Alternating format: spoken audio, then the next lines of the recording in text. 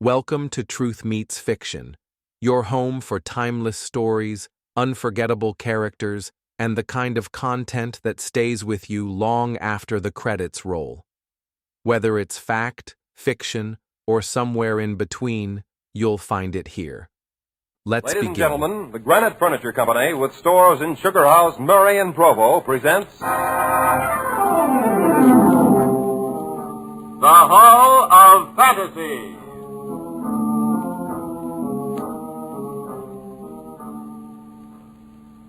Welcome to the Hall of Fantasy. Welcome to the series of radio dramas dedicated to the supernatural, the unusual, and the unknown.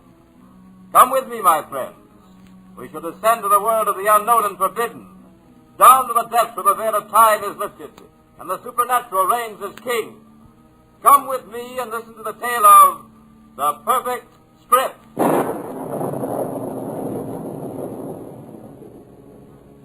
The Granite Furniture Company brings you the Hall of Fantasy.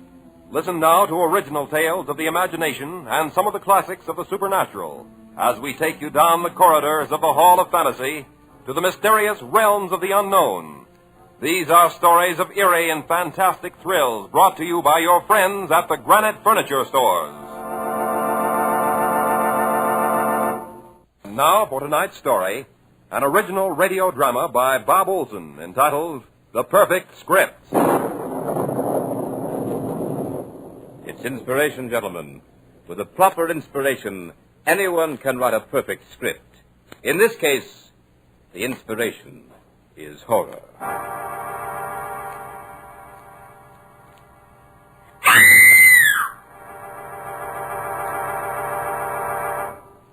You have just listened to another in the series of dramas entitled The Perfect Script, a real-as-life story of horror produced by John Marchant. Be sure to listen again next week for another premiere of another Perfect Script.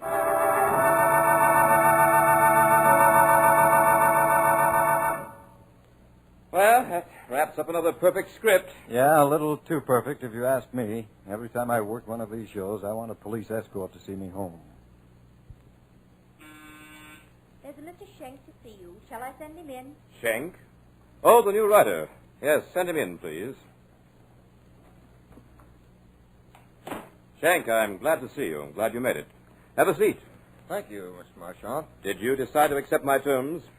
Well, your shows are famous. Sounds like I'm starting at the top. You are. You realize, of course, that this is a one-time shot. Yeah, so I understand. No one ever writes two perfect scripts, but why? Once you've written one, you'll know the answer to that. It's a queer setup that it's too good a chance to miss.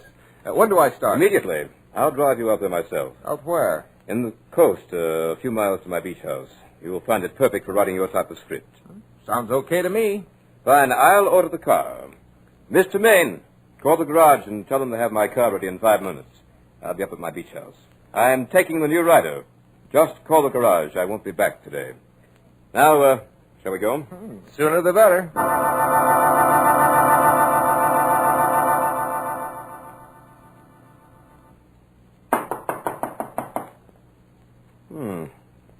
Trudy must have taken a walk. Trudy's the housekeeper. She spends a lot of time just walking on the beach. She had a terrible shock, poor girl, but she's harmless. Well, it looks as if we'll have to let ourselves in.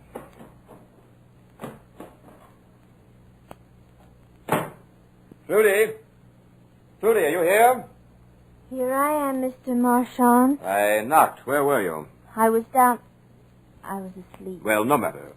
This is Mr. Schenk. He'll be with us for a little while. I thought you were taking one of your walks at first. Tonight? She's looking for her husband, Pete. He was a pilot and crashed in the sea close to here. Trudy thinks he'll show up. Oh, he will. Don't you think he will, Mr. Schenk? Well, That's enough, Trudy. Show Mr. Schenk to his room. Same room the others have? Of course, now hurry. Mr. Schenk probably wants to clean up a bit. He's going to start writing, so take some cold milk and sandwiches to him. Or would you rather have coffee? No, milk would be fine. Show him where to find the writing materials, too. He has a big night ahead of him.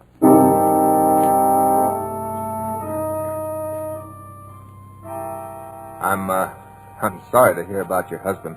It was just a forced landing. He walked away from 3 others.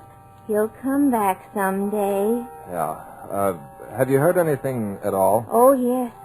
He sent me his ring. That's the signal we had to let me know he was coming home. How did he send it, Trudy? The ocean brought it. The ocean? Yes, a little boy found it on the beach. You mean a ring was washed up on the beach? Some poor man was washed ashore. He had it on his hand. Probably a friend of Jack's. Many flyers were killed during the war, you know. Yeah, I know. So, this flyer was washed ashore. Didn't they identify him? No, he was in the sea too long. Did you see the body? They wouldn't let me. They said it was too horrible. I can well imagine. This is your room, Mr. Schenk. They all used this room. Who all used it? All the writers of Mr. Marchant's scripts. Well, it's a very nice room. Nice view of the ocean from here. I think I'll throw open this window and get some fresh air. Here's the clean linen, typewriter and paper, and here's a pitcher of milk. Thanks. Yep, this is sure a fine place to do a bit of writing. Mr. Schenk, Yeah, Trudy? I'm sorry you came here. Really? Well, I'm sorry if you don't like me, Trudy. I do like you. That's why I'm sorry you came.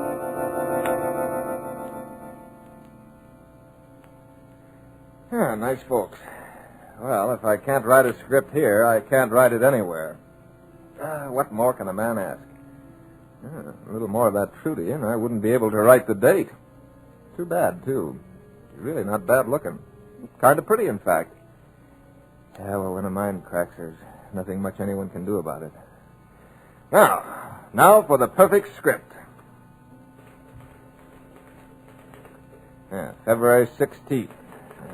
Good start. The Perfect Script by Peter Schenk. Yep, you're on your way. A Marchant production is a very auspicious beginning.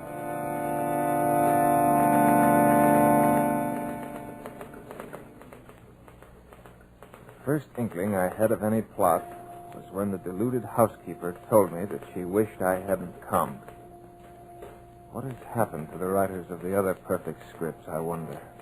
If I had any sense, I'd scram out of here. Jack! That's Trudy. She's running down the beach, looking for her dead husband. I think I'll just follow her and see what happens.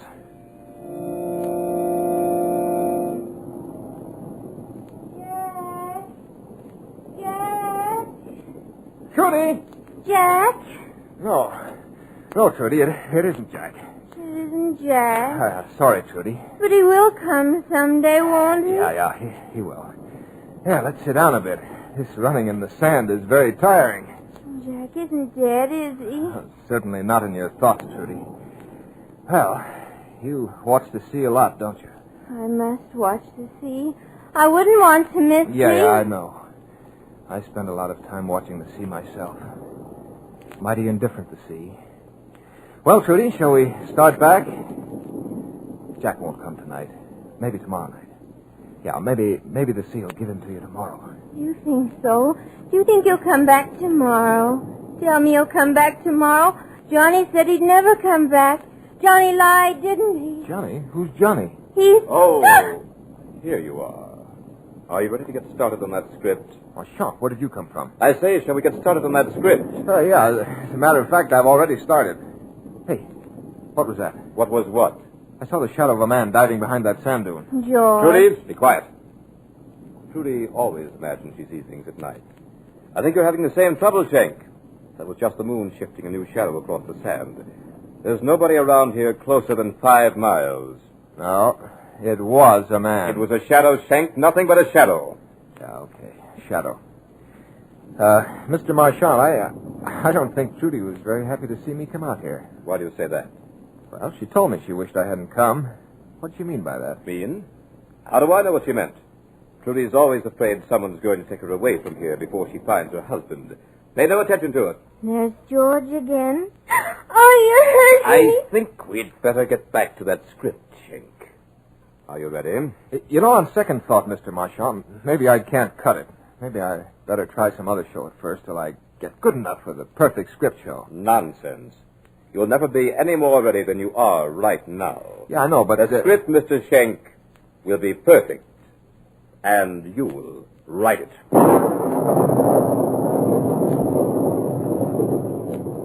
You are listening to The Perfect Script by Bob Olson in tonight's journey down the corridors of the Hall of Fantasy. Presented by the Granite Furniture Company with stores in Sugar House, Murray, and Provo. Now back to tonight's story, entitled The Perfect Script.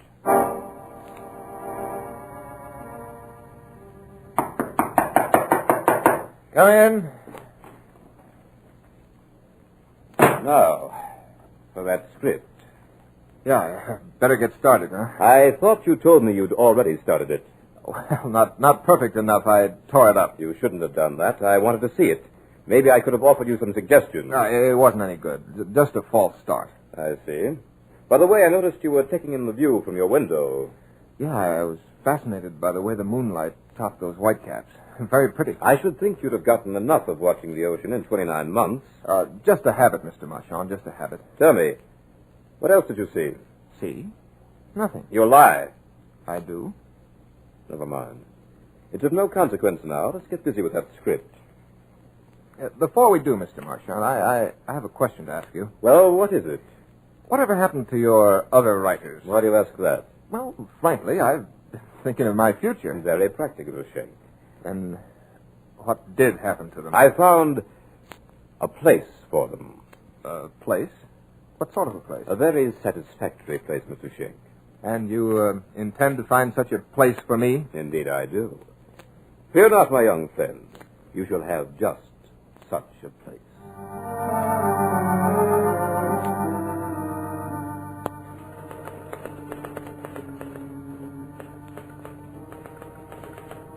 Marchand is gone. Cards are on the table. Yeah, he's even bolted the doors. For some strange reason, I can't budge the windows or even smash the panes. I know he plans to kill me. To produce such a horror in this room that he'll have the actual passionate record of a terrified and dying man. But just how he intends to bring it about, I don't quite know. I've just poured myself a glass of cold milk. Yeah, but this I do know. This script is written by Peter Schenk, a very mediocre writer, but one with enough talent to find an enthusiastic audience in the Los Angeles Police Department.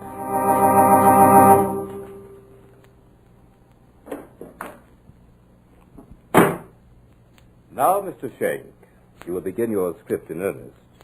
And you seem to be collaborating in earnest. What's that in your hand, an Army 45? I am not a ballistics expert, Mr. Schenk. I must confess my ignorance. All I know about this weapon is that it's very deadly. Yeah, it's an Army 45. Very deadly piece of merchandise. You find something amusing? Yeah, I was just thinking, Mr. Marchand, what a dirty trick it'd be if I should let you kill me and make you write your own perfect script. Oh, I don't intend to kill you, Mr. Schenk. You don't? Then why the gun? This gun will keep you here until I'm through with you. I've no fear of anything I can live through, Mr. Marchand. Death is sometimes preferable. I have enough skill with this Army 45, as you call it, to make any movement on your part an extremely painful one. From there on, I have someone who might inspire the fear you spoke of. You mean our shifting shadow, George? Exactly. George has a cozy little apartment below ground. I hope he doesn't disturb you. Oh, so George is the inspiration for the horror you spoke of. Mm-hmm. George is very helpful. You know, Marchand, you strike me as being rather stupid. I'm sorry you think so. Yeah, you want a script written, a perfect script. You engage me to write that script in the face of a torture and death from which you give me no chance to escape. You know, you ought to put a bonus on this thing. Give me a little incentive. That will not be necessary. I'm quite certain that in approximately 5 minutes you'll need no incentive. 5 minutes? What's that got to do with it? You were observed pouring and drinking a glass of milk a few minutes ago. True? Yeah, I guess that's right. Wait, you mean that you... Poison? No, Mr. Schenk. Just a little potion to deaden the willpower. In exactly 4.5 minutes, you will act only on the power of suggestion. Does that strike you as stupid, Mr. Schenk? You're lying. Wait and see, or have you something better to do? I have, you filthy maniac. Why, in 2 minutes I could kill you. Yes, and by heaven I intend... Stand back! You wouldn't get 2 feet. This is no cat gun. Go ahead. As long as you're alive, you have a chance. Go ahead, commit suicide. See how much good it does. Hey, you're lying, I tell you. Besides, I didn't have any of that milk. Now, Shank, you know differently. Just relax. This isn't so bad. You'll even get a thrill out of it. Believe me, don't fight it. You only hurt yourself when you do. I hope you... you're the craziest of the lot, Marchand. Your sister at least has some trace of feeling. You're just plain mad. My sister. Who mentioned it to you? Trudy did, Marchand. Or, Johnny, if you prefer. You're more shrewd than I thought. Yeah, you're just careless. You depend too much on the discretion of the insane. They prattle without thinking, Marchand. It doesn't matter. Think me insane if you like. Maybe I am. You'd be too if you had to hide someone like George from the world. But it doesn't matter. As for Trudy, she's mad from heartbreak and shock. She could have been saved if... Yeah, if you'd let her. Yeah, but it serves your plans better if she isn't too bright. She's bright enough. She likes milk, too. You don't mean to tell me that you deliberately keep her doped No, out? she's insane, all right. But every once in a while, I can't depend on it. You hold a person's life at little value, don't you? She's the only one who can handle George. She wouldn't do it of her own free will, so I just help her to make up her mind. But your time is up, Mr. Schenk. How do you feel? Your eyes are quite glassy. Soon you won't even be able to talk. Very effective. Very effective. Yeah, very effective. And now, Mr. Schenk, shall we start the script? The script? Oh, yeah. The perfect script. Write it yourself, Marchand. The typewriter, Mr. Schenk. You're just about to write the finest script radio ever knew. Yeah, that's right. I want to write, but what'll I write about? Write just what you see. Explain it in detail. Everything you see and everything you think. Yeah, but I don't see anything. Don't you, Mr. Schenk? Then turn around. Trudy. And George, Mr. Schenk. George is going to help us with this script. He's quite talented. What's he going to do? A beautiful job of murder.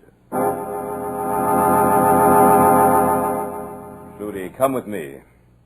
Where are you going? We won't be far away. George doesn't like to have anyone in the family around to watch him. Do you, George? Bad blood.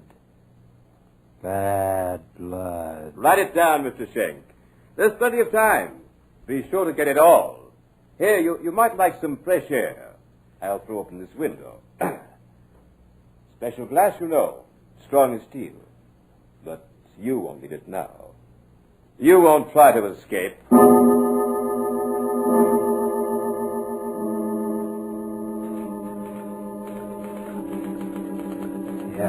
Yeah, I'm in the room with this monster.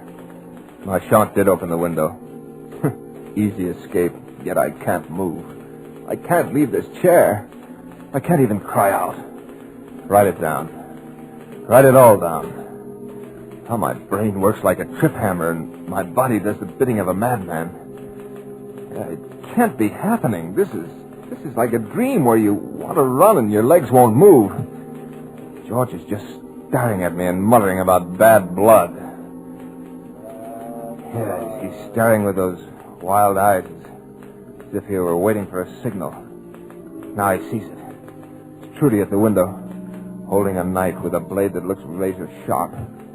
It's meant for me. I have no will for anything but to stay here and write this cursed script. Yeah, of course it's perfect. Why shouldn't it be? It's a diary of a monstrous murder. I'll never get out of this chair. Will I experience pain? I don't know. The script couldn't be perfect if I didn't. I hope I do. I want to experience something that hasn't been willed on me by that insane Marchand. Trudy is handing the knife to George. Now she's pointing to me. George turns and faces me. He's walking toward me. Oh, why can't I do something to protect myself? Bad blood. George have bad blood. Everybody says George have bad blood. George need good blood. Then he be fine. No more bad blood.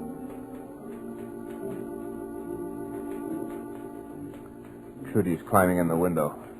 There are tears in her eyes. She's watching George. Trudy feels just as I do. Her mind's working, but can't do anything about it. I don't know what it is that Marchant's given us, but it's really hypnotic. George, get good blood now. George need good blood. George need lots of good blood.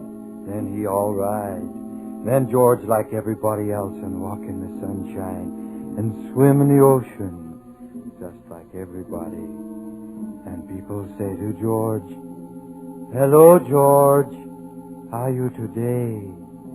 And George say, "My blood very good today." George get good blood now. Trudy's standing there. She's trying to say something to George. Tears are streaming down her cheeks. Trudy doesn't want me to die.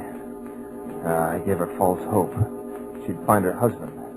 And now Trudy knows that if I die, that hope dies too. Oh, if Trudy only had the will to... what irony. The only person in this room with any power over his body is George. And he has no mind with which to control it. There's Marchant at the window. He looks horrified. Something going wrong with his plan? Trudy! Trudy, get out of there! You know what George is when any of us watch him. Get out of there before it's too late! George heard Marchant. Turning around, sees Trudy watching him, sees the tears. His face lights up with anger. He grabs Trudy by the wrist, slashes at her with a knife. Oh, please, please give me the strength to move. Give me the power to get out of this chair. Marchant's standing there. No, he's leaping through the window. I think he's going to try to fight with George. He's rushing at the monster. George brushes him off. As he does, the sharp blade of the knife opens a deep wound in the side of Marchant's neck. Ow! Judy's lying on the floor. She doesn't stir. Marchant falls and lays quite still. A pool of blood forms quickly from the gushing wound. The sight of the blood excites George. He kneels over Marchant. Oh, no, I can't write it. It's too horrible. I've never seen a more grotesque sight in my life. I'm going to be sick. Now George is getting up. He's actually smiling. He sees Trudy on the floor, and he stoops to pick her up in his powerful arms. Strokes her hair, just as he did on the beach. His hands leave rich red stains on her face and hair. Now he's setting Trudy down tenderly. He turns towards me. Now George got good blood. George got Johnny blood. Johnny blood, good blood. Now George like everybody else. George blood very good today. I tried to say something, but didn't have the power. Perhaps that's what saved my life this time. George had forgotten about me in his exhilaration over getting Marchant's good blood. Yeah, Trudy's dead. No doubt about that. The knife had slashed her from just above the ear to the corner of her mouth. Trudy's dead.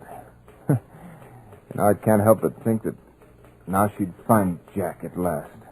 Sea isn't so indifferent after all. Oh, this night is interminable. The script soon will be finished.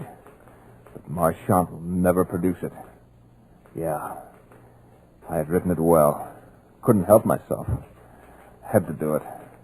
Be Marchant's final triumph. The worst of all is the quiet description of this room after George had gone, telling about the two bodies, that going cold. My great fear is that George will come back before this potion wears off. I sat staring at the window, now letting in a chill breeze. I just about convinced myself that George wouldn't be back when... There he was! The thing I feared was happening. George did remember at last, but Trudy had told him to kill me, and I am still powerless to help myself.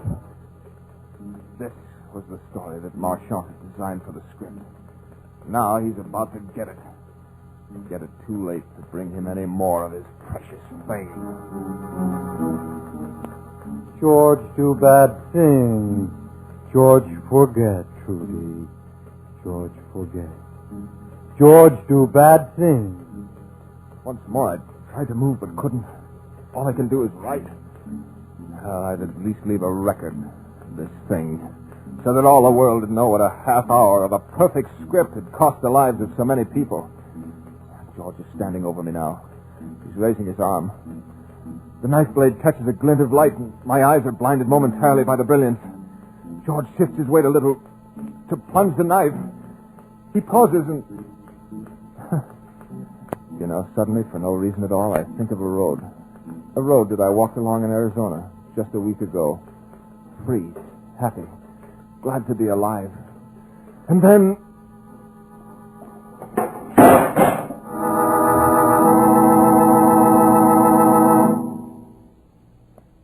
George, fine now.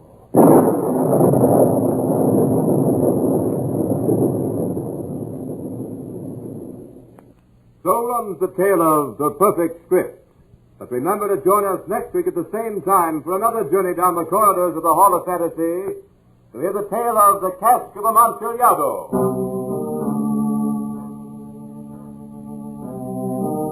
Tonight's program was an original radio drama by Bob Olson entitled The Perfect Script. Heard in tonight's program were Richard Thorne as Marchand, Carl Grayson as Schenk, Beth Calder as Trudy, and Nelson Hall as George. Musical background was provided by Earl Donaldson. The technical supervisor was Nephi Sorensen. These programs are produced and directed by Richard Thorne. Remember, be with us again next Sunday night on call at 8:30 p.m. when the Granite Furniture Stores in Sugar House, Murray, and Provo will take you on another journey down the corridors of the Hall of Fantasy to hear the tale of The Cask of Amontillado.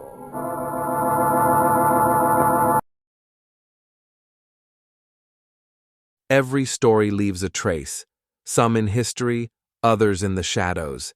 If this one made you think, question, or shiver just a little, you're in the right place. This is Truth Meets Fiction. Until next time, stay curious, stay sharp, and don't believe everything you're told.